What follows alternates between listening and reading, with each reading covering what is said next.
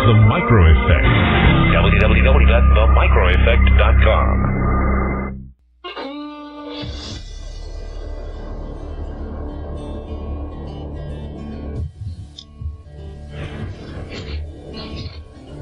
There was a mighty nation, blessed above all of creation. It was a rare and precious pearl, conceived in faith and liberty, home of the brave, land of the free. It was the envy of the world. But this shining city on the hills has turned from the Creator's will and let evil take control. Now the reckless men who lead them want to strip away their freedom and to steal their very soul. Now it's smoke and mirrors, switching bait, criticize and confiscate and let the guilty walk away. In this once righteous, godly nation, in the halls of education, they forbid a child to pray. They say we need to spread the wealth. They pretend to guard the health of the feeble and the poor, while the hand they hold behind their backs confuses and conceals the fact that the wolf is at the door. There's an unseen hand that Well, welcome. It's Monday morning, May 15th, and welcome to Connecting the Dots with Dan Happel. Good morning to America, rural America, and today we've got a special guest on our radio show. The gentleman on today's call is a gentleman by the name of Mark Baird, and he is very actively involved in the State of Jefferson movement, and we are going to find out just exactly what that movement is all about and why it's important that states' rights and people begin to understand just exactly how important rural America is and how we're losing our country. We are on the verge of losing property rights in this country, and it has happened over the last 100 years, and now it's time to stand up and do the right thing. So with that, I welcome Mark to our show. Mark, are you on the line? What I wanted to mention is that Mark has been very actively involved in the State of Jefferson movement, really since its inception. And I first saw Mark on a movie by a young friend of mine, J.D. King, a movie called Blue. And I recognized that Mark was very active in the freedom movement, that he was a rural California resident, and that he was very concerned about what was happening to rural America. And I know he's had a radio station. He's been a commercial pilot. He has quite an interesting background. Mark, are you on the call yet? Yes, I am. How are you doing this morning, Dan? Great. I would love to have you maybe tell our listeners a little bit more about your background, because I can't even begin to tell about all the things that you've been involved in. Well, first of most of all, I'm a Christian, a husband, a father, and a patriot, and those are the most important attributes I have. I've never really done anything important. I've had a few different jobs in my life. I've been a commercial pilot. I've flown all over the world I've been flying airplanes for 40-some years, and I've been a reserve deputy sheriff in my day. I've been a rancher. My wife and I own a couple of small-town radio stations, FM radio stations, and other than that, I just want to see liberty, and that's my main goal, is to return the 51st state, the state of Jefferson, to true constitutional republic with districts small enough so that whoever you elect to represent you will have to care what you think, and your vote will matter. All right. Well, I know that one of the things that you've been very interested and actively involved in for a very long time has been the change in our federal agencies and how they have really morphed into something that's totally different than what was intended when they were first formed. The federal land agencies have become kind of the enemy of rural America, and that really was never the intention, and that certainly isn't the way it should be. So tell me, if you could see anything that the federal agencies could do right now under President Trump, I would assume that the first thing that they should do is back off and let ranchers and farmers be ranchers and farmers again. And I think that is recognized pretty much nationwide.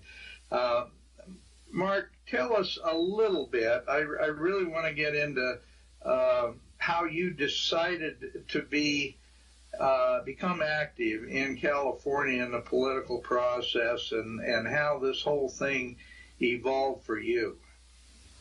Well, my wife and I built our ranch. We built it with our own two hands. We built our own house.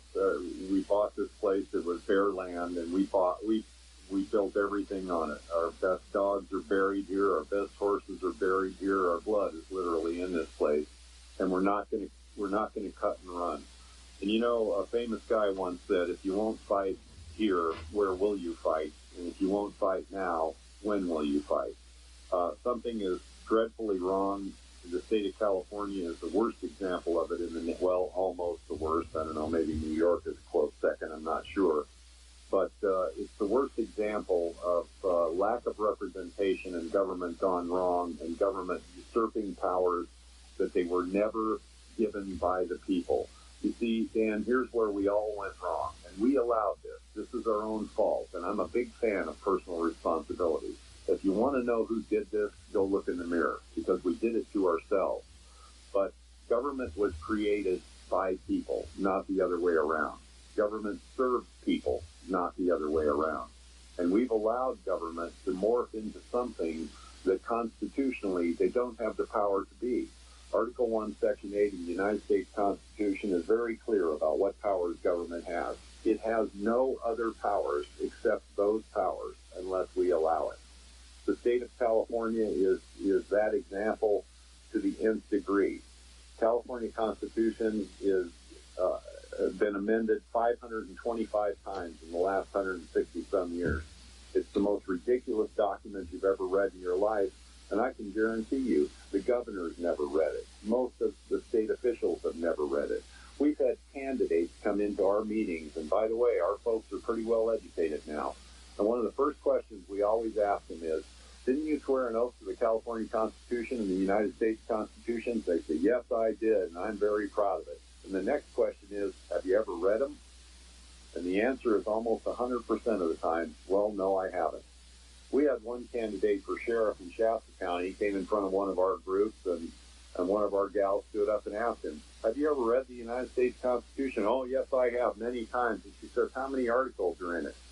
And he says, well, I'm just going to make an educated guess. 17? She says, well, try 7. And she then told the guy, you know, you better read the documents you've sworn to uphold before you come before us again, because how are you going to defend my liberty when you don't even know what it is?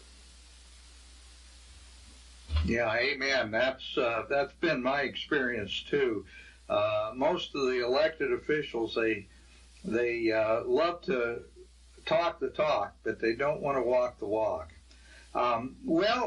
Mark, tell us a little bit about what exactly is the State of Jefferson movement, and then we'll get into the details of why you feel it's important. We have 21 counties who have signed declarations and petitions to withdraw from the state of California under Article 4, Section 3 of the United States Constitution to form the Free State Jefferson. We have 2 more counties that were about to submit their declarations. Mariposa and Stanislaus are joining us.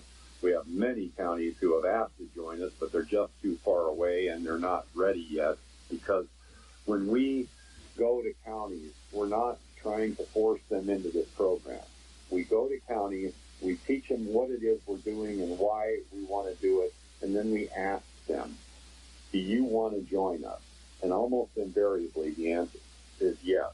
And And then they form their own committees, they gather signatures, they petition their local government, they get their declarations, and then we go record them with the state of California, who promptly ignores us. And in California, we have the worst representative ratio in the nation. We have one state senator for each million people. North Korea has more representation than California does. And you know, Dan, here's our problem. In the United States in general, as well as many of the several states, representation is the issue that causes all of our problems. If you had a state senator and it only took one vote to get him elected, just one, do you think he would care what that voter wanted? Yes. Now let's just do the arithmetic. What if it was 10 votes per state senator? Yes. What if it was 100 or even 1,000 or even 5,000? It's not too big a stretch in a small community to get 2,500 people to vote for the other fellow. So they have to care what you think. But when you get up to levels of 500,000 or 1 million, that guy doesn't care what you think, and he doesn't have to, because your vote is absolutely meaningless. And that's why a lot of this stupid stuff in California always makes it to the finish line, because they can pass a law just because their buddies in the legislature want to help them, and because the FEIU and the CalPERS and CalSTRS union gives them a lot of money. But they don't care what the people think, and that's where they've gone wrong. And that's what Jefferson hopes to change. We will form a state where we have one state senator for every county and one assembly person for every 2,500 to 3,000 people, so that it will be cheap and easy to get rid of a crook or a bum whenever you happen to make the mistake and elect one. And it will be easy to maintain our liberty, because our representatives will be directly accountable to their community, to their town, to their county. And it'll be a very inexpensive process to get rid of an incumbent if he fails to serve the liberty he was sworn to serve. Mm-hmm. Well, that makes a lot of sense. And Mark, one of the parts that makes the most sense is that's exactly what our original constitutional government was based on. It was based on representatives being the representing population, and senators representing districts. And it was intended that all government be local, and that the idea of a representative is to make sure that there's good representation based on population, but the senators were there to make sure that nothing got slammed through that was detrimental to the interests of the various regions within the district. What you're talking about makes perfect sense. Well, we've gone even further. Because what we did was we recorded our 21 declarations. We started a phone call and email campaign where we literally made thousands of personal visits, sent hundreds of thousands of emails, made tens of thousands of phone calls to our representatives in Sacramento, and not one single one of them, not even the champions of liberty in the Republican Party in California, gave us a return phone call to find out what we wanted or why we wanted it. Not one. Now, it's funny, because the Liberal Party, you know what a rattlesnake looks like, and you know what his goal is, right? But the Republican Party in California is pretty interesting, because they will stand right in front of you and swear to uphold the Constitution of the United States, and then they'll turn around and vote against it every single time. So both political parties hate us for what we're doing. In fact, the Republicans might even hate us more than the Democrats, because it would yank their tiny little crown off their head in this state, and they'd have to actually start doing some work. So then what we decided to do was, since we got nothing from the legislature, and here's our deal. We are going to go about this legally, morally, and ethically. We don't want to see anybody get hurt. So what we've decided to do now, we challenge the legislative branch to do the right thing. They failed to listen. We have challenged the executive branch of government to do the right thing. And Governor Brown, of course, he turned us down right away. So now we've gone to federal court, and we've sued the state of California for dilution of votes and lack of representation for all of the counties in California, but especially the rural counties. We have a court date on June the 1st, and we have another court date on June the 15th. And this lawsuit's been going on for over a year now. The the federal court judge, is corrupt. She has attempted to deny the people justice, the very people who created the court. She is attempting to deny us our day in court. We're fighting our way through. We're raising money. We've raised $400,000. We need another $600,000 to probably make it to the end, but we're working on that. And we will challenge the state of California in court. And if we win, we're going to demand a return to the government the founders of California put in place, which was one state senator for every 2,500 people, or excuse me, for every 6,000 people, and one assemblyman for every 2,500. That will mean that California will have 14,700 assemblymen and 7,000 senators. I guarantee you the Capitol building will crumble under the weight of those egos. So what we're hoping for is in a settlement with the state of California, they will ask us, what's it going to take to make you boys go away, because we ain't doing any of that stuff. And our answer will be, let our people go. You get your mono party consisting of Republicans and Democrats. You get your mono party that you own and that you bought and paid for to allow an Article 4, Section 3 state split, and we will go peacefully, and you can keep stealing from the Southerners until the cows come home. Well, I have to tell you, Mark, it sounds pretty logical and pretty legal. I mean, you're trying to do it through all the proper channels, do it the right way.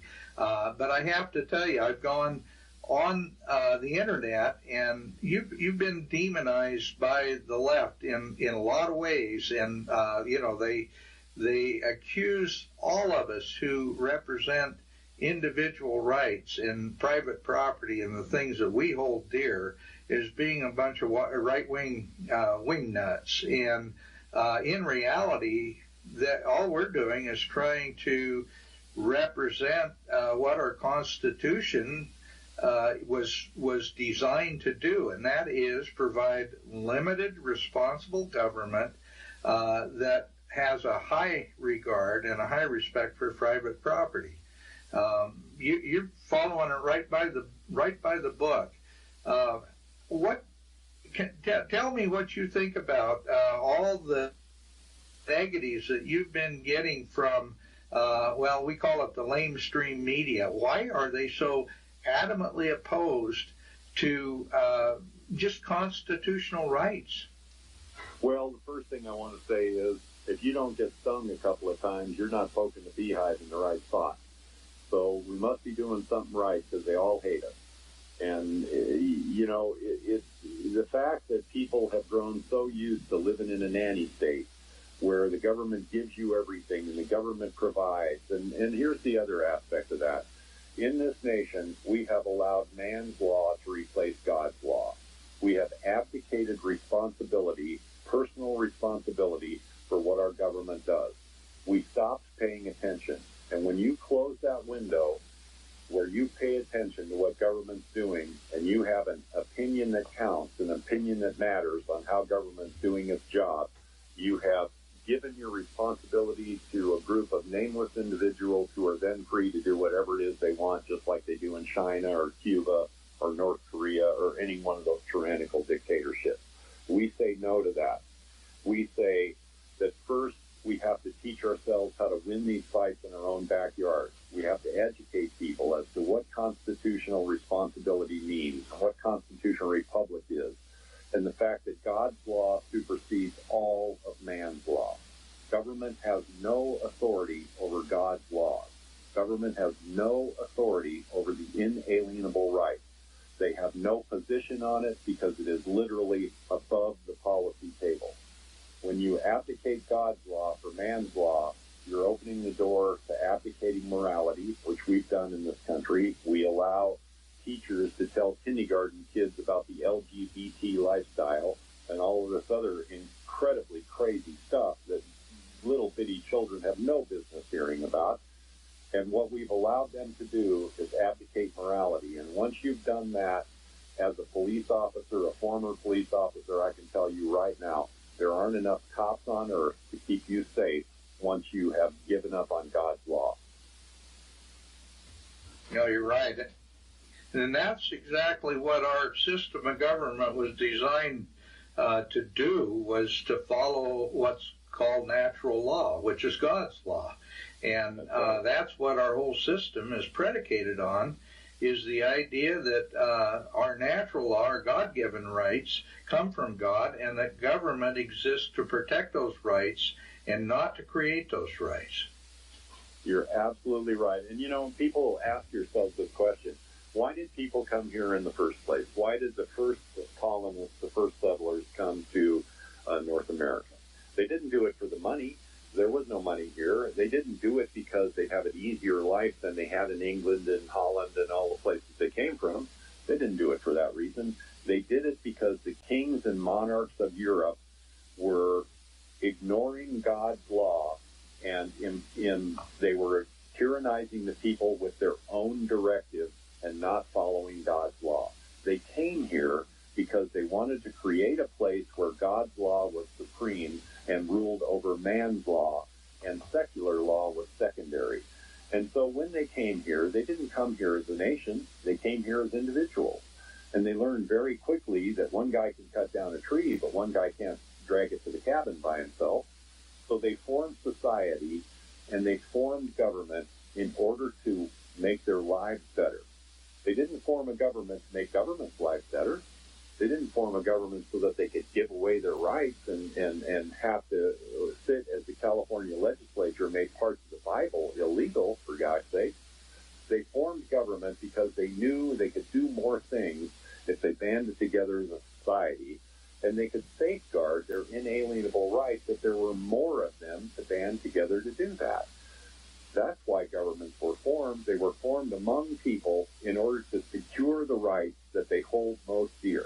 Now, we all understand that we have to give away some power. We have to delegate some responsibility to government. In other words, you have liberty, but you don't have the liberty to go 100 miles an hour through a school zone. You have the morality to know that is wrong. So what liberty is freedom with the morality to know that you can't do things that infringe upon your neighbor's liberty. But the law never stopped anybody from doing anything. The laws against murder aren't designed to prevent murder. They simply outline the punishment after you get caught for the murder. As a cop, the government is not bound to protect anybody from anything. And there are several Supreme Court cases, and I could cite you a chapter and verse on that. California Government Code 821, 845, and 846 says that government has no duty or responsibility to protect you from crime or violence or anything else. And further, they will suffer no liability for failing to protect you. Your morality keeps you from committing crimes, and those are laws that come from God, not from man. All of the Christian principles that we adhere to, those are the rules that keep us from doing bad things, not the law, not the police. And so when we fail to observe those laws, now all of a sudden government has an open license to do whatever they want because they think they are God. And that we must stop, and we must stop it by any means necessary, and we must stop it right now. Yeah, you're right, Mark. And one of the things that always stands out with the government overreach that we see today is the fact that they really don't care about fundamental rights. They care an awful lot about power and control, and it's really made them drunk with the power. They have the ability to affect our lives, and a lot of them really enjoy abusing that power. They do, and we can stop this. And, the people have all the power. You read the Declaration of Independence. Governments were instituted among men to secure the rights of the government. Governments derive all just power from the governed. And when government fails to serve the governed, then it's their right and their responsibility to alter or abolish government. California Constitution, Article 2, Section 1 says governments were instituted for the public good and derive all just power from the governed. And it's our right to alter or reform government whenever the public good demands it. Now, when you read that, it doesn't say at the next election. It doesn't say when you get an initiative passed. It doesn't say when you show up to the county commissioners meeting. It says we have the right to alter or reform government whenever the public good demands. The Declaration of Independence says it is our right to alter or abolish government anytime it fails to serve us. That's what the Declaration of Independence says. So, you know, folks, all we have to do is start learning to use that power wisely and effectively, because if you don't win, what was the point? And I think it's possible. For example, here's an easy one we could all do. We could all start writing letters to Donald Trump, our president, our duly elected president, whether people like him or not. That's what he is. And demand that he pardon the Hammonds, who are victims of the bullies and liars and cheats of the Bureau of Land Management. Every farmer in the western United States and every rancher in the western United States knows what bullies they are. And cite a Supreme Court case when you write them. Hagan versus Pollard Lessee, which is an Alabama case. It declares that all states, when they enter the Union, have equal sovereignty to the original 13. Well, how much BLM land is in Vermont, or New York, or Connecticut, or Massachusetts, or Delaware? How much? 0. Why is it that the federal government can, quote, own 60% of all lands west of the Mississippi? Why is that constitutional when Pollard Lessee says it is not constitutional, specifically? And why is it that every single enabling act since 1849 has contained the line that as a state enters the Union, and that would be Coyle, I think, versus Smith in Oklahoma, declares that when a state enters the Union, it has equal sovereignty with the original 13 states. And that means BLM has no right in a state to tell anyone what to do. And that's why we stood with the Bundys in their fight, and that's why we stand with the Hammonds, and they're in prison right now. Why don't we learn to win one? And why don't we decide to write Donald Trump 100,000 letters asking him to pardon the Hammonds and send them back to their wives and families? That would be an easy one where the people could learn how to win one of these deals. Well, and Mark, your comment, you're right on the money with the statement that it's the people who have failed to really stand for their personal responsibility and do the right thing. Amen, brother. We're heading into a break here, Mark. Let's pick this up on the other side of the break, and I'd love to follow this further. Okay.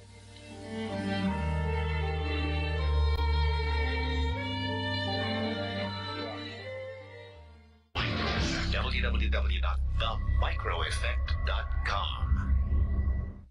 And we are, as a people, inherently and historically opposed to secret societies, to secret oaths, and to secret proceedings.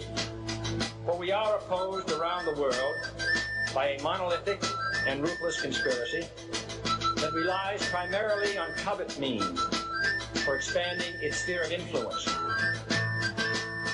It was 1776 when the founders signed the writ of independence from the Brits. It was revolution. Now an enemy from within would enslave us all again and deprive us of our rights in the Constitution. Restore the Republic. Wake up, it's time to understand. Restore the Republic. Well, welcome back to Connecting the Dots with Dan Happel, and today our guest is Mark Baird, and we're having a great discussion about the problems in the West, the rural problems in the West, and the new proposed state of Jefferson. Before we get back to the discussion, I want to remind our listeners that Debbie Boscalupi has got her Radioactive Wednesday show on Wednesdays at the same time as our Connecting the Dots program on Tuesdays. So please tune in, because Debbie is doing a terrific job, and she has a wonderful guest, and she's doing more to expose the truth than just about anybody on radio. And I also want to remind our listeners to tune in to Jeff Bennett and his radio program directly after my show, and he's really Tuesday through Friday, and he does a terrific program. I really enjoy listening to Jeff. So please tune in to that. And also, I want to remind our listeners to please support this network. We are so close to getting our satellite link up and running, which will allow us to be able to transmit all over North America. We need to continue with that effort. We are so close to achieving the financial goals that we need. So please support this network, support this radio show. And, this is something that Mark mentioned, the fact that we need to raise money because we need to be promoting these great programs and these great projects that we're working on now. So with that, Mark, I'll get back to the discussion with you, and it always boils down to the same thing. The people are too relaxed. They're too unconcerned about protecting themselves, their families, and our liberties. They think somehow it's just going to always be the same. And in fact, that we've lost so many of our liberties, and they also don't put their money where their mouth is. A lot of them, even if they get really vocal about how we've lost our liberty, they don't actually put any money behind any of the efforts that are trying to restore those liberties. Tell us your experience in that regard as well. Well, I mean, you're absolutely right about that. You can inform people, but you can't make them act, and that's the problem that we have. We always have had. It's not enough to speak of. You got to start showing up, and you got to pony up too. First of all, lawsuits cost money. Ours, just as an example, is no different.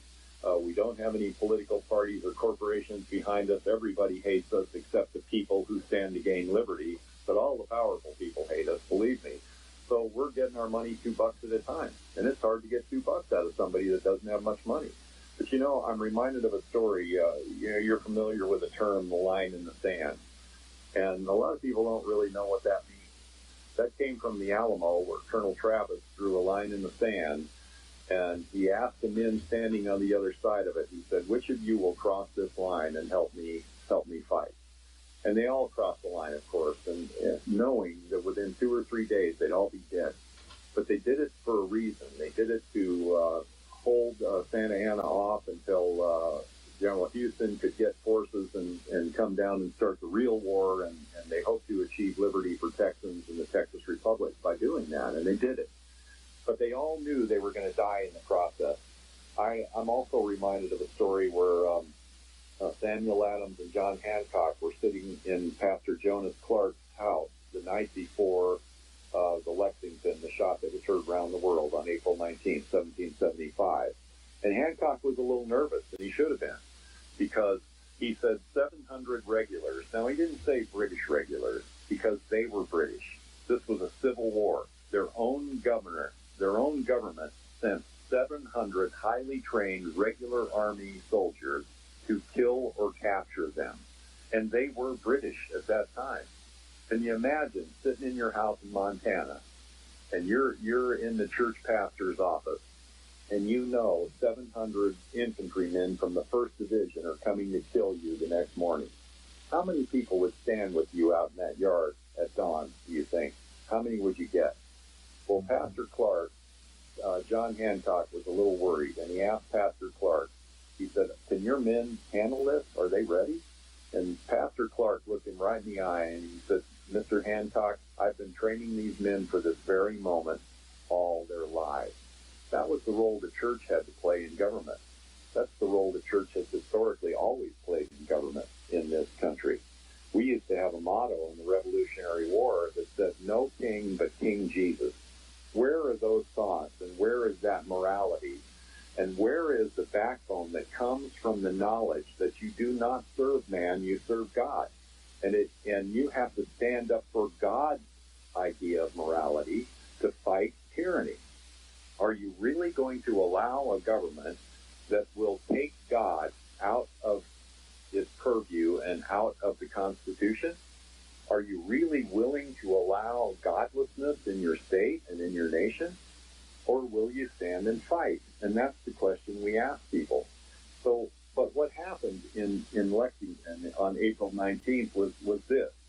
It was that Pastor Clark had trained the men of his village to stand up for liberty. And it came from the pulpit. Pastor Peter Muhlenberg, Pastor Jonas Clark, the Black Robe Brigade. They were Christian men espousing Christian values, teaching the people of their community that sometimes the price of liberty is death. And sometimes the tree of liberty has to be watered with the blood of patriots and tyrants. That's where that knowledge came from. Certainly didn't come from government. And what we need to do is start locally and teach people how to win an election, how to replace a bum. In other words, let's clean up our own backyard, then teach our neighbors how we did it. That's what we've done in Jefferson. We're cleaning up our own backyard, and we're teaching our neighbors how to do the same thing. And when we get enough neighbors who are well-educated and have enough courage to stand up to the state, we will go to Sacramento, and we will take our state from them. Well, that's an excellent way to approach the entire thing, Mark. And I have to tell you that I think our listeners, and this is, of course, something that our detractors will talk about, is how we are espousing violence or how we are espousing revolution. And the fact is, what you're espousing, and I do the same thing, is that we need to do the right thing legally, and we need to do it in a nonviolent way, but we need to do it that way we don't force ourselves into a position where we have to do it a violent way, where we have to get up and actually use weapons and things to defend ourselves. If we stand up now and do it the nonviolent way by just using the law and common sense, we can achieve this. You know, you're absolutely right. See, here's the deal with liberty and constitutional republic. Every time you have an election, it's a peaceful revolution. You are potentially in a position, the people of the state of California and the people of the United States are in a position to lawfully and peacefully change the entire government of this nation. That's why the elections in the United States are the colloquial term is it's a peaceful revolution. That's what we propose, but we have to do this in such a way that people understand that it is their responsibility to be there. It's their responsibility to speak up. It's their responsibility to turn off the television and go to a city council meeting, and by cracky, they are boring sometimes, and so are these county commission meetings. But how else do you know how those guys think? And especially in small communities, you have a lot of power in a small community. If you get a bum in there, get rid of them and get a constitutional thinker. Ask them the tough questions. Ask them whether they're going to allow the Bureau of Land Management or the United States Forest Service to come into your community and take over. We have a situation in our county, and in fact in most California rural counties, where the California Department of Fish and Game, they have changed their name now because they don't want to be in charge of regulating fishing and hunting. So now they call themselves the California Department of Wildlife. We call them Cal Pile. They call themselves Cal Wild. But anyway, they don't pay their property taxes.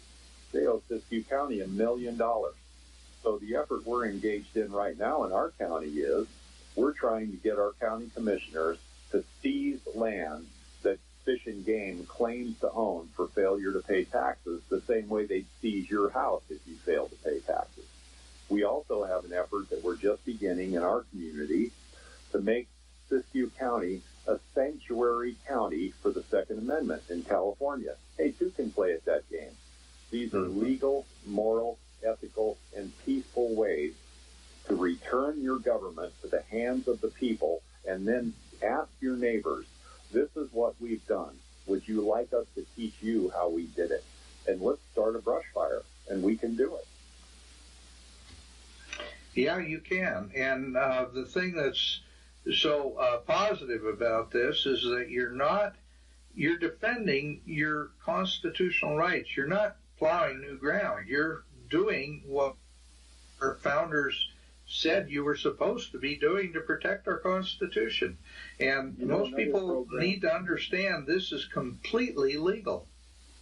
You know, another program we're deeply involved in the Jefferson counties, and believe me, our people are getting to be so well educated. We're developing speakers. We have young people now who are stepping up to the podium and willing to speak and learning the issues and learning the history and learning the case law and learning the Constitution. That it's really a fantastic thing. But another thing we're doing is we're teaching people about the Constitution. And one myth I'd like to dispel: we don't have constitutional rights. We never did. We have inalienable, natural, God-given, or as William Blackstone and John Locke called them, absolute rights. We were born free and independent beings, created in God's image. God is the most free being in the universe. Nobody tells God what to do. Nobody could stop God from doing anything he wanted to do, even if they wanted to. And we were created in his image. And in the California Constitution, Article 1, Section 1, it says we were born free and independent beings, and as such, we enjoy certain inalienable rights. The Constitution simply created a partial list of those rights. Those are the rights that are God's law. Now, what does the word right mean? It means it is right if people do this, this, this, and this. Those are God-given rights, inalienable rights. So where does that apply to government? Because government, if it strays outside of the constitutional powers granted to it in Article 1, Section 8, it is wrong. People have rights. Governments can only do wrong by stepping outside the contract which created them. The Constitution is nothing more than a contract written by the people of the several states in order to create an entity. So the government is the creation, not the creator. And what we need to do is teach people that we are the creators of government. We are not its servants. And whenever government claims to be above the people that created it, it is wrong, and the people must exercise their right. Yep, you're right. You're right on the money with that. One right that's not allowed under our Constitution is to fundamentally transform America into a socialist Marxist system of government. How in the world have they morphed our system that far to the left? Well, you know, I have flown jet airplanes all over the world for the better part of 30 years, and I have flown to 6 conflicts for the United States government as a contract pilot. And I got to tell you one thing. I've been to every single socialist pest hole on earth, every single one of them. And socialism is a failure all over the world. It's a failure in Europe, and all you have to do is look at the news now to see what's going on in Europe. It is a failure, and tens, if not hundreds of millions of people have suffered and died under socialism. The difference between constitutional republic and socialism is easy, and here's what it is. In the constitutional republic, you wake up in the morning and you tell yourself the rules today are the same as the rules yesterday, and what I owned yesterday I continue to own today because my life, my liberty, and my property are above government's table and not within their jurisdiction to monkey with in any way whatsoever. And under a socialist form of government or any tyrannical form of government, you wake up in the morning and you ask yourself, what is government going to do to me and my family today? So I ask all of your listeners, how are we doing? And what could and should we do about it? Well, that's an excellent point, because we need to think about what socialism really accomplishes. And the bottom line is that under our system of government, rule of law is, under a republic, is designed to protect the rights of the minorities. It's designed to protect the rights of people who now all of a sudden are losing those rights because we now are going with the mob rule theory of socialism, where democracy has taken over instead of a republic. A republic protects the rights of the individual and the rights of the minorities under rule of law, and a democracy just goes the direction of the mob rule or the most votes, and that is wrong. Yes, it is. And in addition to that, government uses the power of taxation in order to push public policy in the way that they want it to go. And John Marshall said in the case, I think it was McCullough versus Maryland, an unlimited power to tax necessarily is a power to destroy. Because remember, government creates nothing that it doesn't take from you to give to someone else. So the power of taxation is a very dangerous animal, and that's how I believe, lack of representation and taxation is how we've come to this place. Because here's what the feds do. They say, well, you can deny BLM access to your counties, but then we're not going to give you money to fix the roads. And people will always go for the money because they're like a dog, chained to their master's table, and they're content with the scraps that their master might flick onto the floor. And I was talking to a county commissioner in one of our southern counties and asking them about their willingness to support a Jefferson Declaration. And the guy said to me, you know, I would support you. Everybody on the board wants this. We all know that California is broken.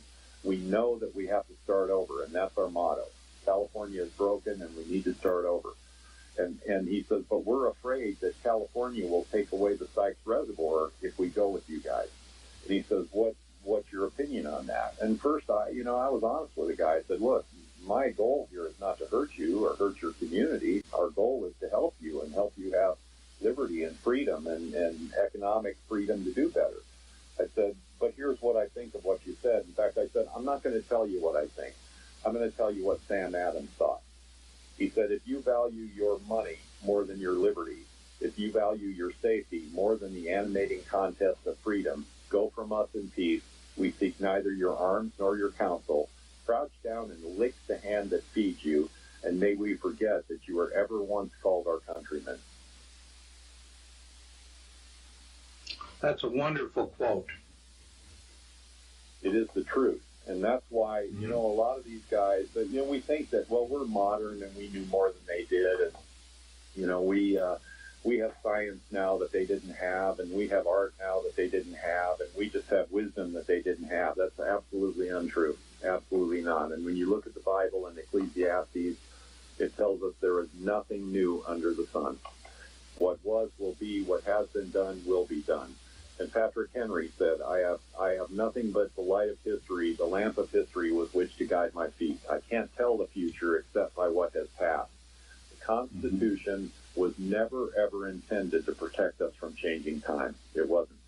In fact, the founders lived in changing times that would probably horrify most of us. The Industrial Revolution, billions of dollars, nations were in play to stop the American Republic from being born. They were sabotaging each other, fighting with each other. There was killing, burning. The British were burning towns on the east coast of the United States. They were driving families out into the snow. The Constitution was not intended to protect us from changing times. As the Bible will tell us, the Constitution was intended to protect us from human nature, and human nature never changes. Right. Actually, you know, that's one of the points that I think stands out is the fact that our system of government was never designed to really provide the kind of cradle-to-grave programs that we see now.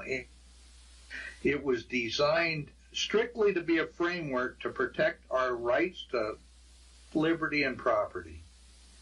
Exactly, because our rights are what allow us to do better and to imagine and to innovate and to create things and to be able, you know, what Thomas Gordon said, and here's proof that human beings never change.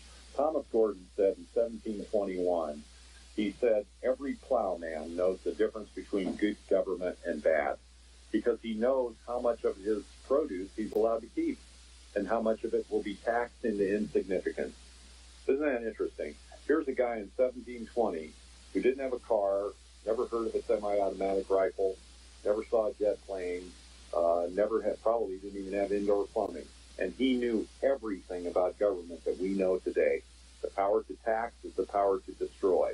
And every dummy in the world knows the difference between good government and bad, because all he has to do is look at his check and see how much of his own money he's being allowed to keep. You know, we're in a fight for our lives, folks, and if you don't help us, we're not going to win. That's the point of this discussion today in my mind, and that's the point of the whole exercise. If we as a nation don't stand for our God-given rights codified in the Constitution of the United States, and if we don't band together and learn what those rights are and physically do something to ensure those rights, then we failed. We failed the only job we have as citizens. We have one job as citizens, just one, and that is to secure liberty for our posterity. That's the only job you were given in the Constitution of the United States. Secure liberty for your posterity, your children and your grandchildren. You know, I'm an older fella. I'm in my middle 60s. This country will not change enough toward communism that I'll recognize it before I pop off.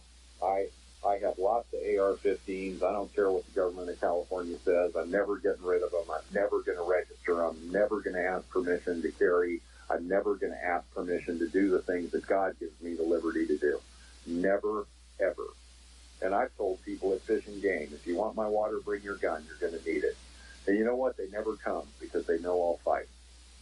So what we need to do is remember that our responsibility as citizens is to ensure that future generations have the same liberty that our fathers and forefathers gave to us. And so far, I got to tell you, we have failed consistently to satisfy that job. And we need to change, and we don't have all day. Yeah, you're right. One of the things that we've always found a problem with is that people, even though they'll say they support all these ideas, we've become really a lazy, I guess we don't realize exactly what we're going to lose. We have had it so easy, and so everything has been so good to us for so many decades that we've lost that fighting spirit. And when I say fighting spirit, I'm not physically, but mentally, morally. We've lost the ability to defend what we truly believe in. And it astounds me that so many people are willing and ready to allow their kids and their grandkids to live under a communist or a Marxist system of government, and they'll do it so readily, so easily. You know, you're right. My grandpa used to say, tough conditions make for a tough horse. You know, you leave them in the barn and put a blanket on them and put chocolate on their oats every day, you're going to end up with a lazy animal. But you make them stand out in the field and you have them work hard and give them a job at a time they're supposed to be at work, and all of a sudden you got an animal that's self-respectful and disciplined and willing to get out there and do the work. And he was right. And that's the same for us. You know, it's interesting to me that Jerry Brown made the comment. First of all, Jerry Brown, our governor, is a felon, and I can prove that. He's violated U.S. Code. Mark, we're moving into a break. Please hold that thought, and we'll pick it up right on the other side of the break. Okay, we'll do.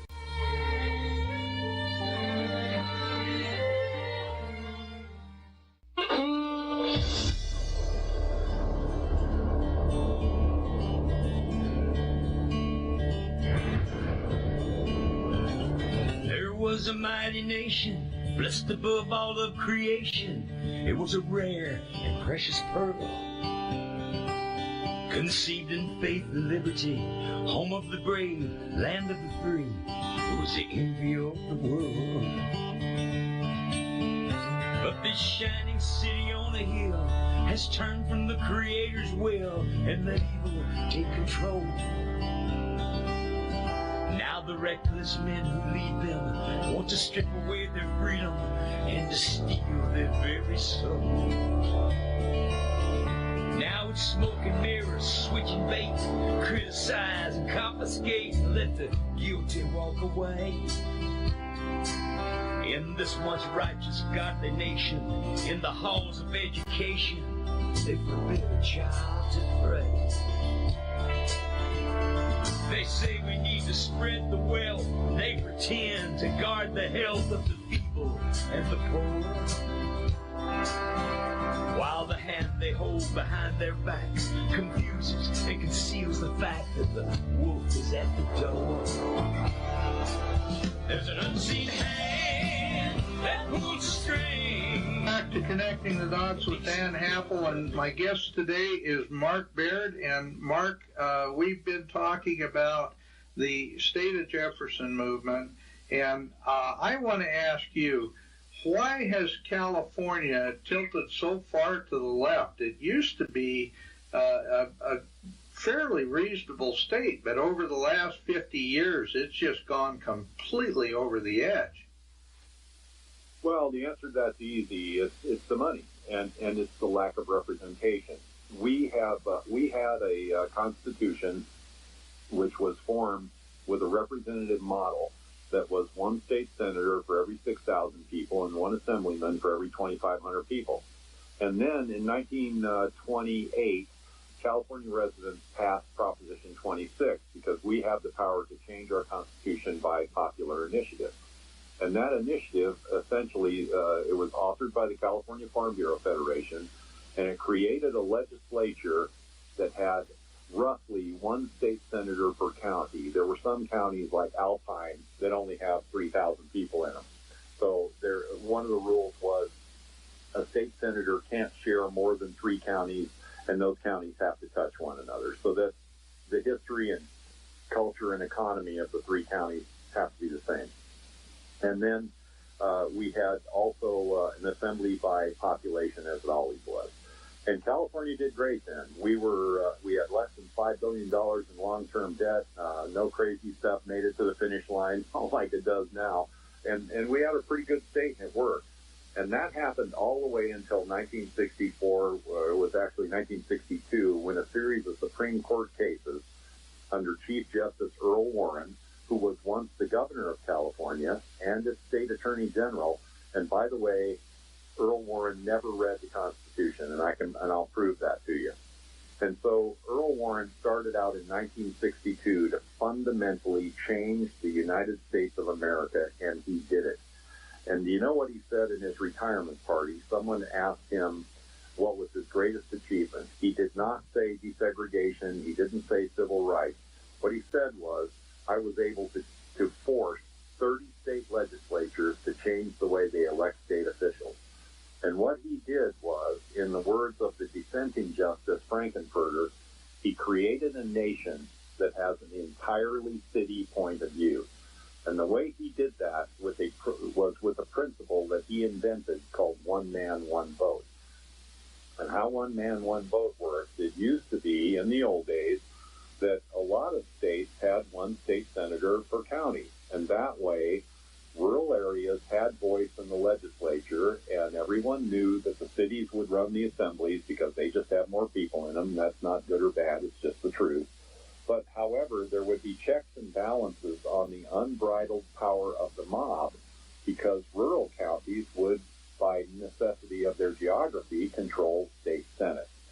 And that's what we had in California, and that's what happened in most states in the United States. Well, it started with a case called Baker versus Carr, and then Gray versus Sanders, and then finally Earl Warren got mad because he wasn't getting where he was going with those 2 cases. So in Reynolds versus Sims, first in Baker versus Carr, Chief Justice Reynolds changed the Constitution of the United States because Article 3 courts, remember Article 3 of the United States Constitution created the courts. Article 3 courts have jurisdiction over all matters of equity and law, and here's the good part, pursuant to the Constitution. Article 3 courts have no power whatsoever to change the documents that created them. But Warren ignored that, and here's where we made our mistake.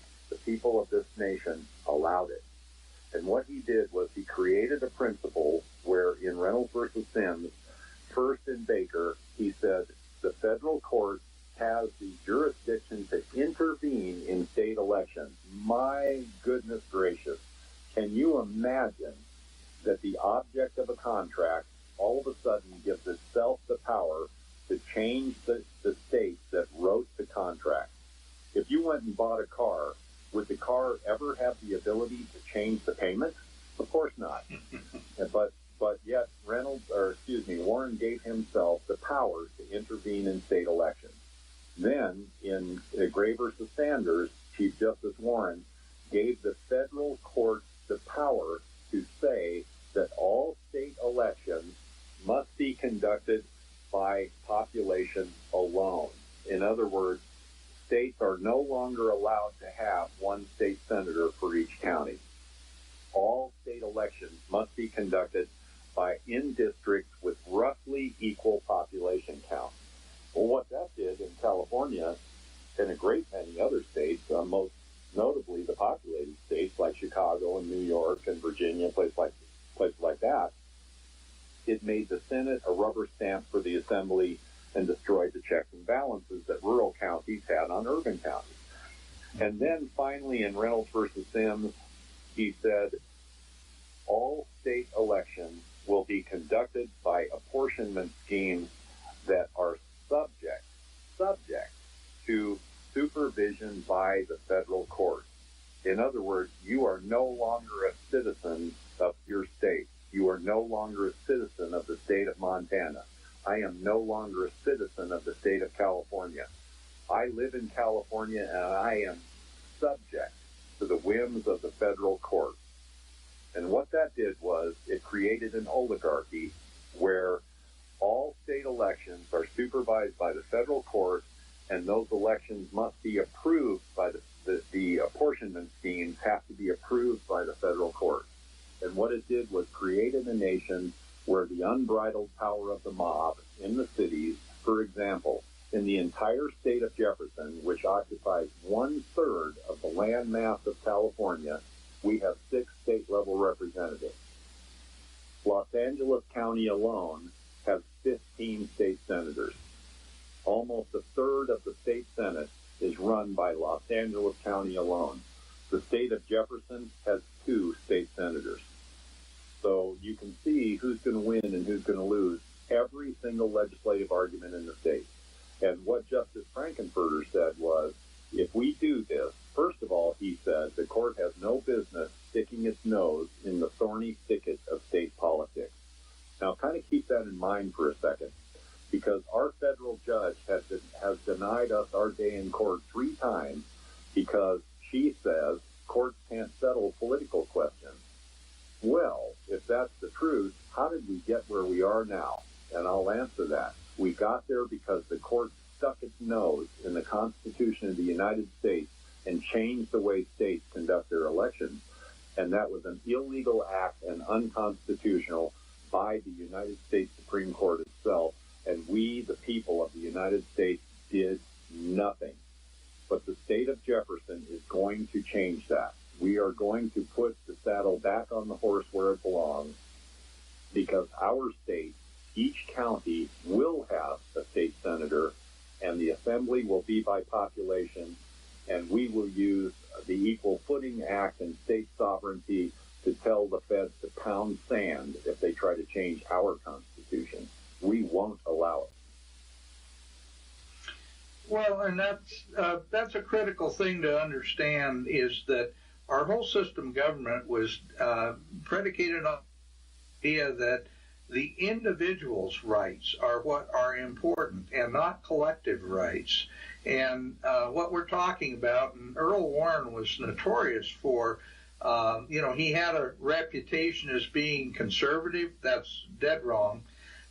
He was notorious for promoting democracy and ending a Republican government. And so as a judicial element here, we're looking at utilizing the courts to destroy the rights of individuals. And they're doing that now. There's a lot of attempts right now to eliminate the Electoral College. And that will make states that are low population and rural by nature are going to be states that have no power if they eliminate the Electoral College. Well, here's the part where I prove that the people who call themselves our rulers need to educate themselves. Earl Warren said that counties do not deserve individual representation because they are simply political arms of the state, and counties are not separate they're not separate within the state and therefore have no sovereignty. Well, I can prove that Earl Warren never read the California Constitution because Article 11, Section 1 says counties are legal subdivisions of the state, and they are not political arms of the state. So what we need to do is we really, boy, folks, I urge you, educate yourself. Read your Constitution. Read your state Constitution. There's some great stuff in there that you can use to change this thing back to what it ought to be. The United States Constitution has some tremendous things in it. It's one of the most divinely inspired documents ever written. It is inspired by God himself, I believe. And we can use that document. See, there's nothing wrong with the Constitution. We just got to start using it again. That's all. And we, the people, are the only ones that can do that. But start, you need to organize in your own communities and start with something simple. Teach yourselves how to win. That's what we did in Siskiyou County. First of all, we looked at our board. We went to them like a bunch of naive idiots, and we asked them to do stuff, and they, of course, thumbed their nose at us. So we got mad, and we got rid of a couple of them, and we elected constitutional thinkers in their place. And now, all of a sudden, when we go into the Board of Supervisors, they're asking us what we want and why we want it. Boy, that was refreshing. And now we have a board, and look, we don't get everything we want every time. That's just not the way this works. But we're doing pretty good. So we went to our neighbors, and we taught them how to get rid of the bums and how to organize. And we started with simple things like pick an object, pick one enactment in your county that you don't care for and that it runs contrary to liberty. Get that thrown out. Organize yourself. Show up. Stand up. Contribute your money. Be there when you need to be. Speak up, even though we have people that when they went to the microphone, they'd start crying. They've never spoken public in their lives. And we told them, it's okay. Fight it out. Once you've done it 2 or 3 times, it'll get easier. And one of those ladies was the one that stood up and asked that candidate for sheriff, you talked about your oath of office. Have you ever read the Constitution you swore to uphold? And he admitted he hadn't. And she said, you better not come back here until you've read the documents that you swore an oath to. And that's what you get when you educate citizens and you teach them to stand up for what's right. And we can do this, folks. We're the only ones that can, but not without fighting for it. No, you're right, Mark. That's absolutely right. I would like you to, we need to understand divergences between rural and urban California, because there's a huge difference between urban and rural in California. Would you maybe explain to our listeners how UN Agenda 21 2030 programs are really at the heart of what's happening in California, and why these programs are in such direct opposition to your constitutional guarantees? Well, they're in opposition to liberty primarily, and they're money-driven by entities who want to see this country fail and want to see this country fall. And quite frankly, right now, at least in this state, they're winning. But we're beginning to wake up and we're beginning to fight back. And they're all money-driven. First of all, one thing we always advise our board whenever we hear of this is stay away from that grant money. Grant money is poison because it always has a hook in it. And every politician is looking for free stuff. Oh, if I get this grant, I can get free stuff. But it's never free. There's always a hook in it, and that hook is usually regionalism. The best example of that I can think of is this cockamamie deal they came up with called One Bay Area. That's where 9 sovereign counties were united into one regional government under a board of unelected bureaucrats who make all transportation and land planning decisions for 9 counties without a vote. And that contract that these guys all got sucked into, and the 9 county board of supervisors all signed on to it, is the worst thing that these people can ever imagine, because now all of a sudden they do not recognize the community they were born in. And so now the people down there, they're starting to rumble and say, hey, wait a minute. how come these people get to make decisions for us? Well, up in the north, they don't do that kind of stuff. And those things tried to come here, too, and they're still trying. We had this deal called NACWA, where it was the Northern California Regional Water District. And they tried to come to our county, and we told them, get out. We're never going to have anything to do with you, and we don't care how much money you have. And they went to, I think it was Lassen County or Modoc County, and they sent ranchers and farmers a bill and said, if you don't join this organization, then you're going to be taxed into oblivion, basically, and we will make all decisions over how you irrigate your crops and what crops you grow. And I went over there, and one of the guys asked me to come over and give a speech, and I did, and we got a bunch of ranchers together, and I said, well, are they asking you for money? He said, yeah, they are. And I said, well, don't give it to them.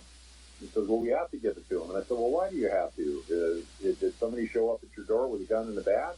Because believe me, if this was the law and you failed to obey the law, that's what would happen. But if someone shows up at your door and says, here, sign this contract and give me money, and by the way, it's the law. Well, it's not, folks. Anytime your signature is required, that's voluntary. And if you put your signature on a piece of paper, you're agreeing to all the terms and conditions contained within that paper. We sent California Department of Water Quality pack in here several years ago because they were demanding ranch management plans because they said that irrigation water was a pollution source. And so about 200 of us showed up to their meetings, and I presented our ranch management plan, which we had to sign off on, and they had to sign off on, giving them unfettered access to our property, our crops, our machinery, our irrigation facilities without prior permission. In other words, a general warrant of search with no probable cause. So we showed up to their meeting, and I said, I'd like to present the ranch management plan for Scott Valley Protect Our Water. Oh, they were just giddy. They clapped, and oh boy, okay, we can't wait to hear it. And I said, well, here's our plan. We will do whatever the H we want with the property we paid for. End of plan. And we all got up and left. And they finished their meeting to no one. And you know what they did?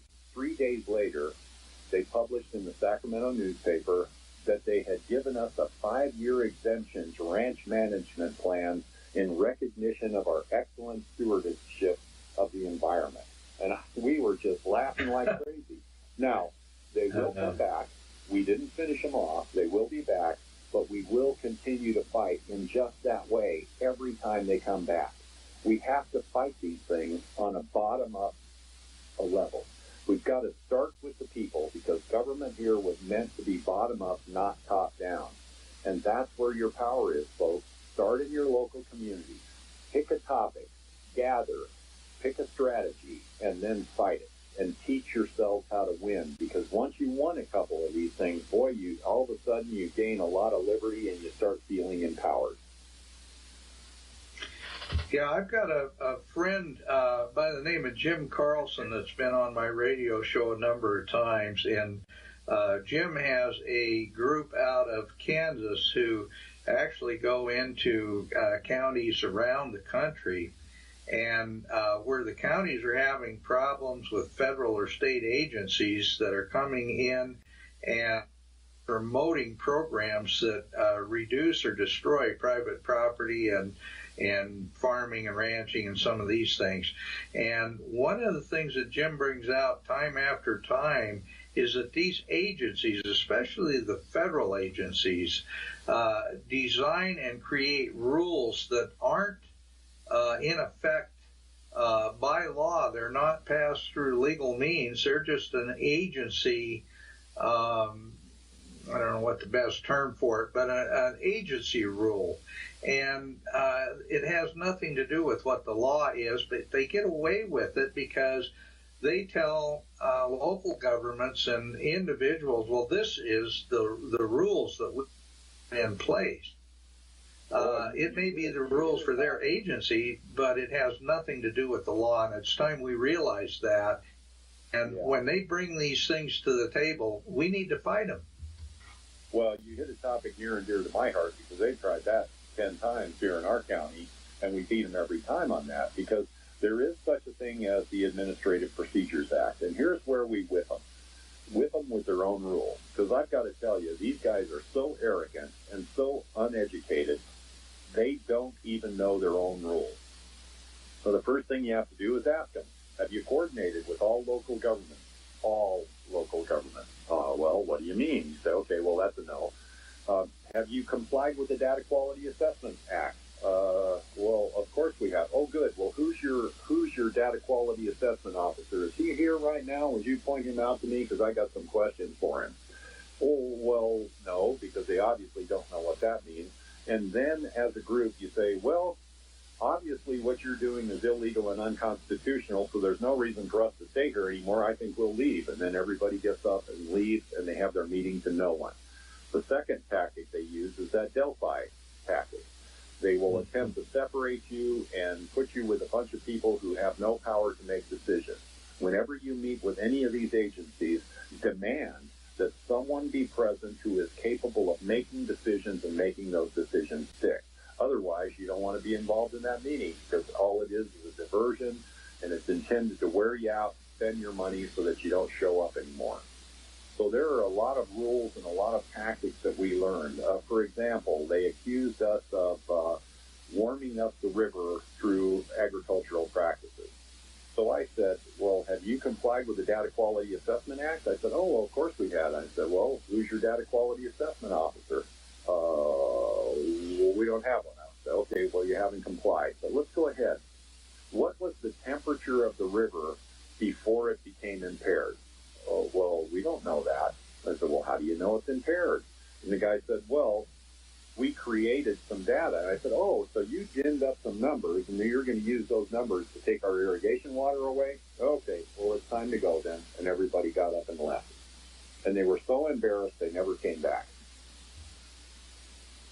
And you wish they would never come back, but the fact is that they go away for a while and then they come back with a new tactic. Right. Mark, one of the things I want to read to our listeners the list of things that are described under UN Agenda 21 and 2030. Elimination, and this is elimination by the year 2030, and this describes an awful lot of the things in rural America. Number one, all private property ownership and rights will be eliminated. Number two, all forms of crop irrigation, pesticides, and commercial fertilizers, except when they're approved for big agribusiness who has the money to fight this stuff. Number three, livestock production and most meat consumption will be eliminated. We'll be living in a vegetarian world. Number four, privately owned vehicles and personal travel will be eliminated. The burning of fossil fuels for energy production or personal vehicle will be eliminated. Single-family homes in suburban communities will be eliminated. Most forms of mineral extraction, and that's mining and public lands timber harvesting, will be eliminated. Dams, reservoirs, golf courses, ski lodges, and vacation resorts will be eliminated. And the biggest one here is that the permanent human population needs to be reduced to under 1 billion people. Well, guess what? If they eliminate all these other things which produce food and they can control the food source, it'll be pretty easy to control population. Literally, they can put everybody into submission.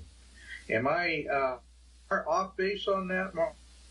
Well, no, it's funny. I was a pilot during the Rio conference, and I took loads of people from Europe down to the Rio conference. And it's kind of funny because we burned 86,000 gallons of jet fuel on the way to Rio, burned another 86,000 gallons on the way back from Rio, or 36,000, I'm sorry, I misspoke. 36,000 on the way down and 36,000 on the way back. And everybody in that room was wearing clothes made from textiles, cotton. They all had leather shoes on, made from animal products. Not a single one of them looked like they'd missed a meal in a long, long time. A significant portion of them were overweight. They lived in a building constructed of timber and mined products, products that came from the earth. They were speaking at a microphone that was made of aluminum, unless I missed my guess, and had electronics inside and heavy metals that were or rare earth metals for the magnets and stuff that make computers work that were mined from the earth. And Jerry Brown got up there, and he said that he was willing to tax and regulate California into submission in order to comply with the Rio Conference. And so nothing has changed. Now, you can go back and you can look this up on the internet. Be honest with you, it might be a little hard to believe, but I'm not a conspiracy theory guy. Everything I'm saying you can verify very easily just by looking at the documents.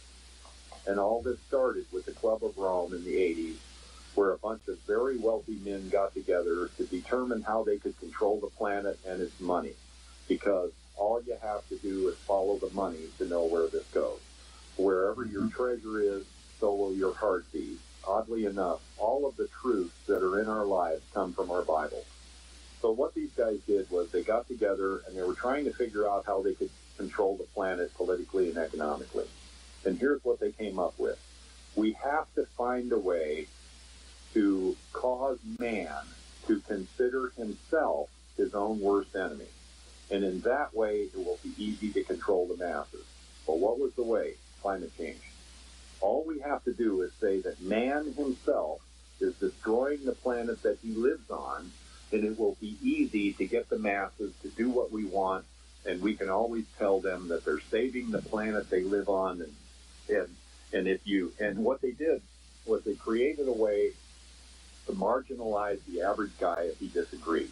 In other words, if you go to the average guy and say, don't you want to save the planet your children will grow up on? Well, you look like an idiot if you say no, but you can't explain to them, well, you're not saving the planet, you're just stealing my money and you're subjugating me and tyrannizing me, because that's not the question. So what they did was created a way to change the conversation so that the average freedom-loving American will look like a fool if he disagrees with their position. And they've been very, very successful at that. And we have learned how to get back in control.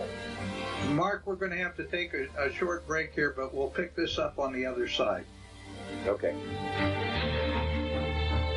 That are now leading us into a one-world communist government.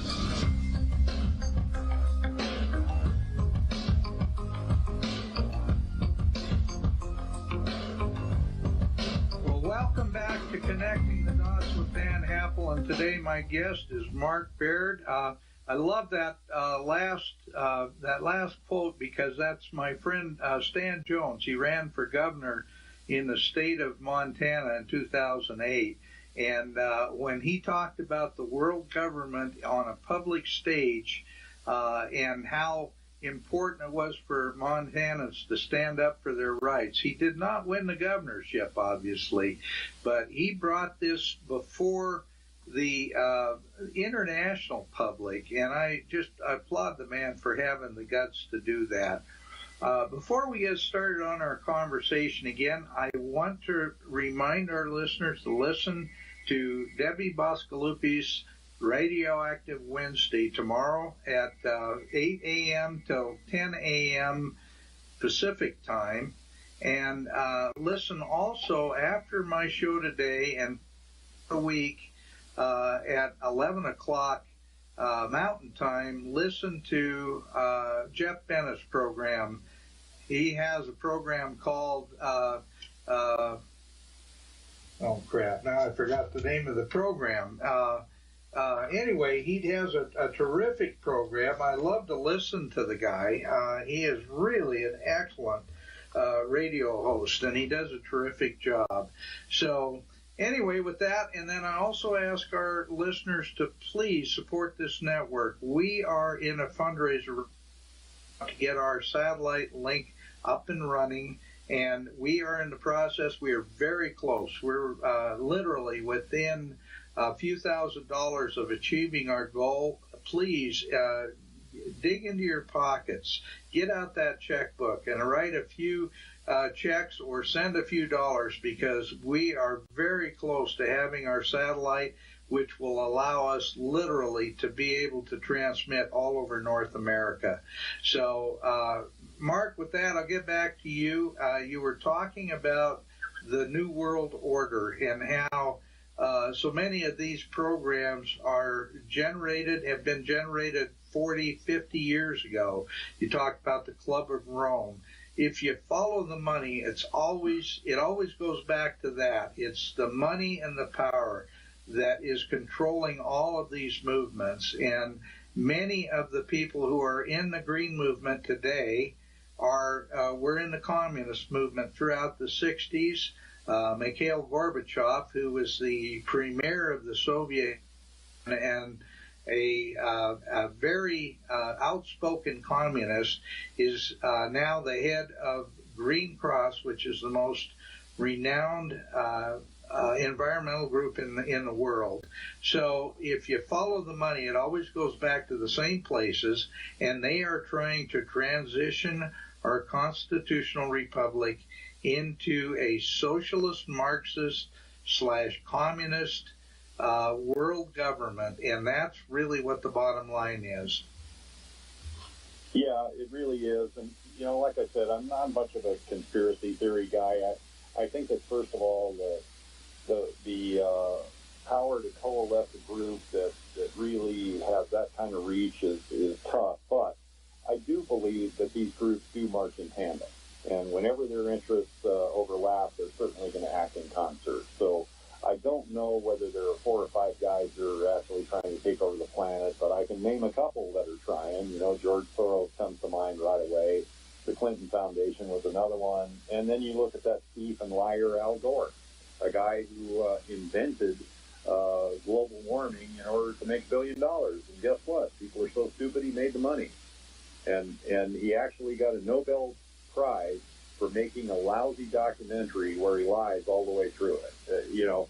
But this is just demonstrative of how little education we've continued to give ourselves in the importance of constitutional republic and liberty.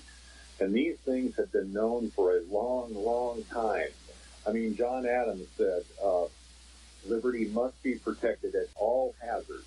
You have a right to it derived from your maker.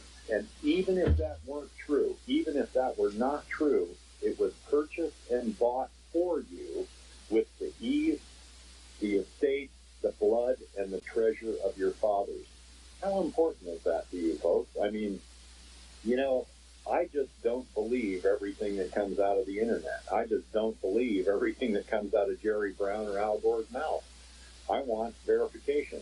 No one wants to ruin the environment they live in. Ranchers and farmers are the best stewards of the land I've ever seen. Certainly, I wake up in one of the most beautiful places in the commie state called California. I look out my back door and I thank God every day that he has blessed me with this beautiful place. And I'd like to be buried here.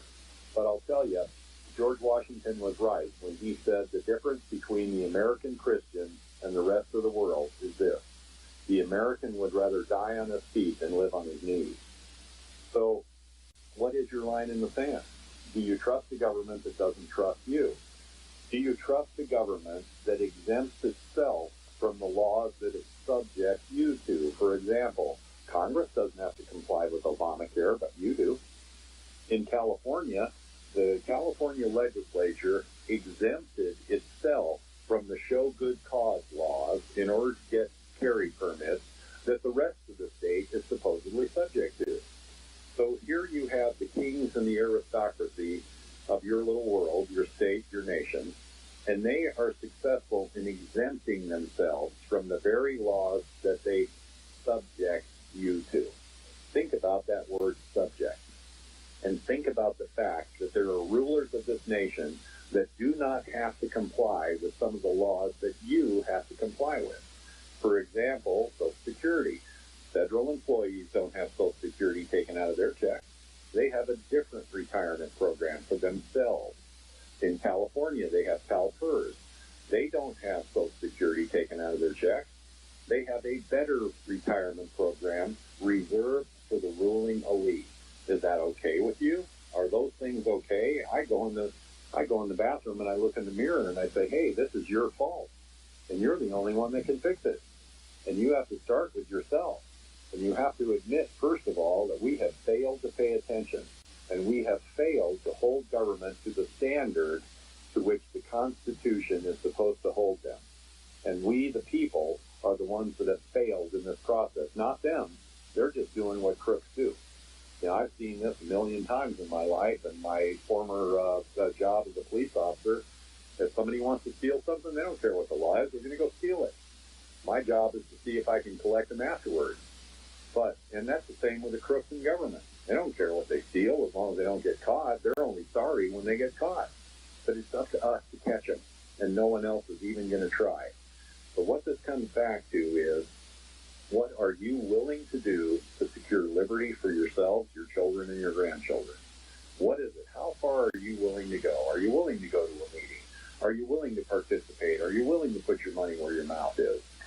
Are you willing to organize get-out-the-vote campaigns? Are you willing to tell your county supervisors that they will not take your life, your property, or your liberty without due process? Are you willing to show up in force and tell them that stuff?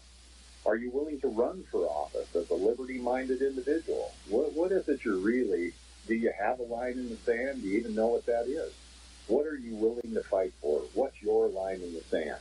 Because I'll tell you, folks, if we don't discover the answers to those questions, the rest of the questions don't even matter.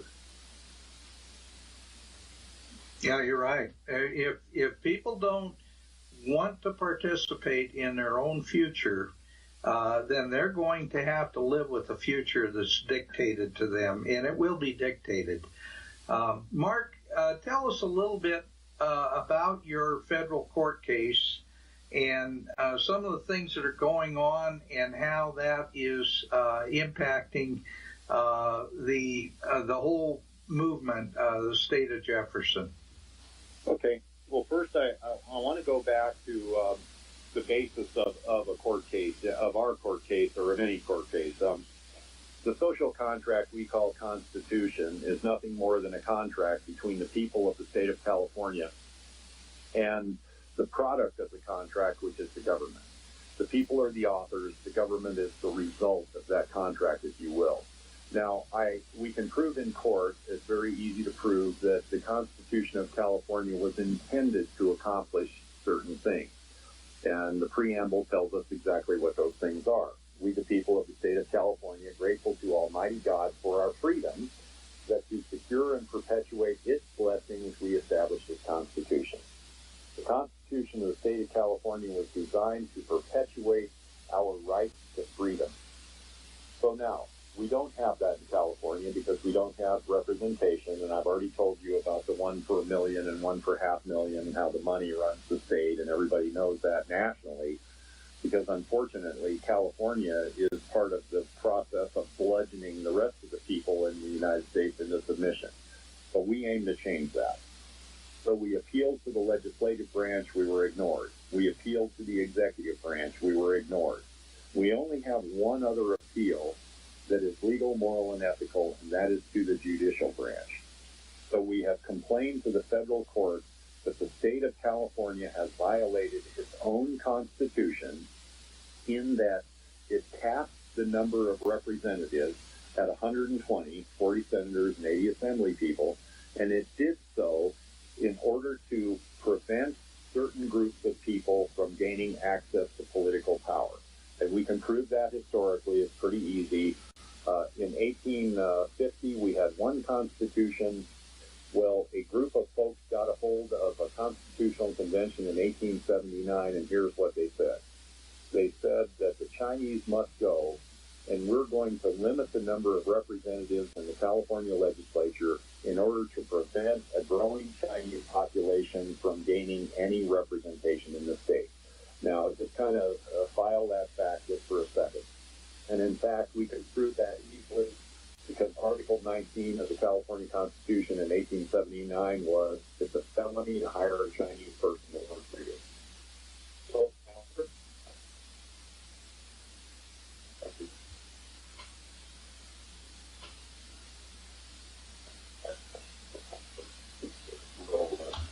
so that was always saying, you know, the black people one day, the Chinese one day, but tomorrow it might be you.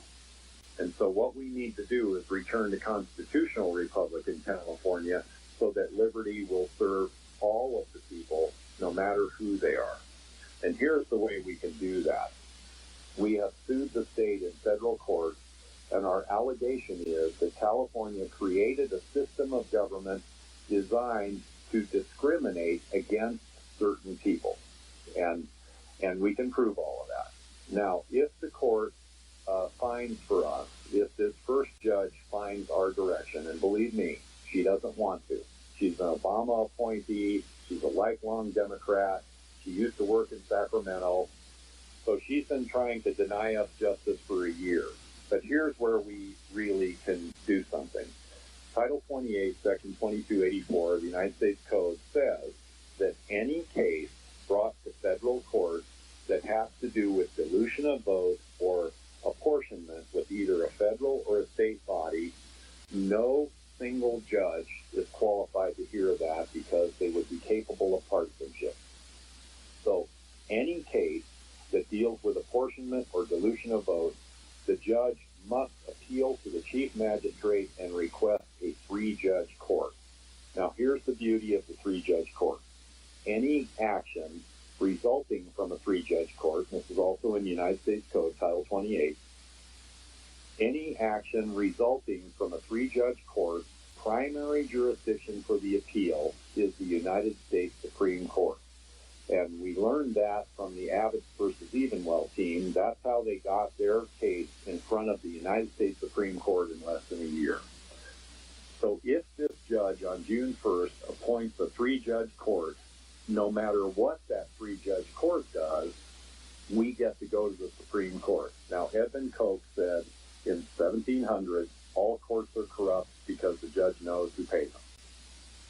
So we're hoping to get our case in front of what we hopefully will find to be the least corrupt court in the nation, which is the United States Supreme Court. Now, this judge has said two things. These are the ways that courts deny justice to the very people that created the court. She said that, in fact, the state's argument, and the judge parrots the state's argument. She uses the state's argument word for word. Yes, you probably don't have enough representation, but since all the people of California are disadvantaged equally, there's nothing the court can do about it. Well, that would work out great in China, where the president just had himself declared president for life, and if the Chinese had a court where they could find justice, you know what the court would say?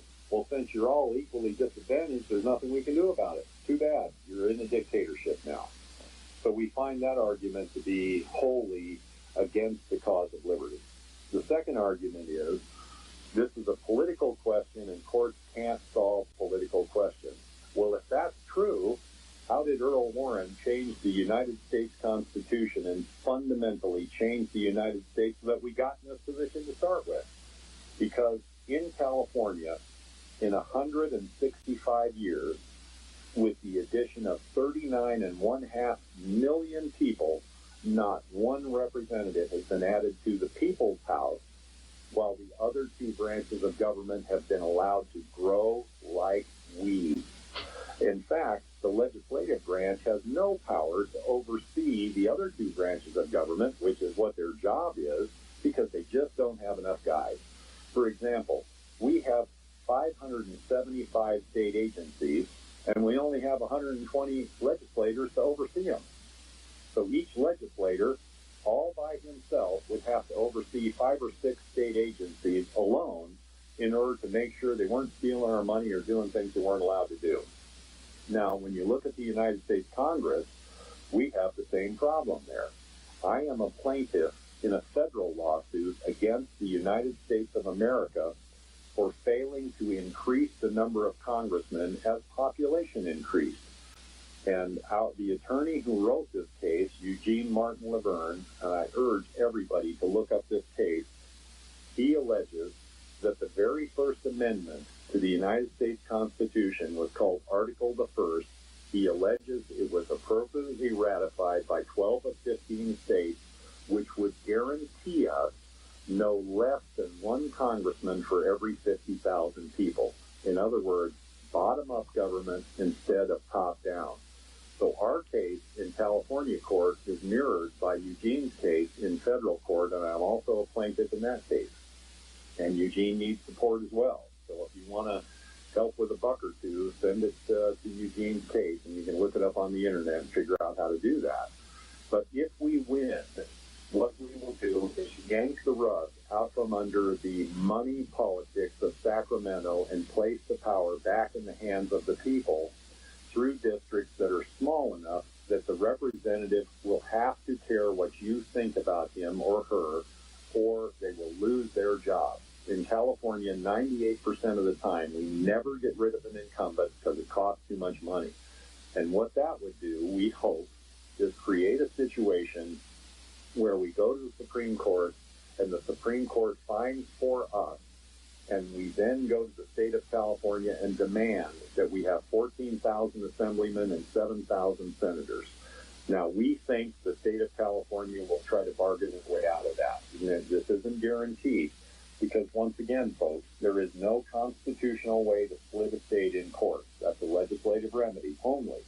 But what we can hope for is a legislative settlement where California, in order to evade justice, they will agree legislatively to split the state, and then they would have to argue with the remaining plaintiffs, because we also attracted plaintiffs from Southern California because they know they're getting hosed off too, and they would have to increase representatives for the remainder of California, while Jefferson, we could go in peace and form our own government with liberty and God at the forefront. Mm-hmm.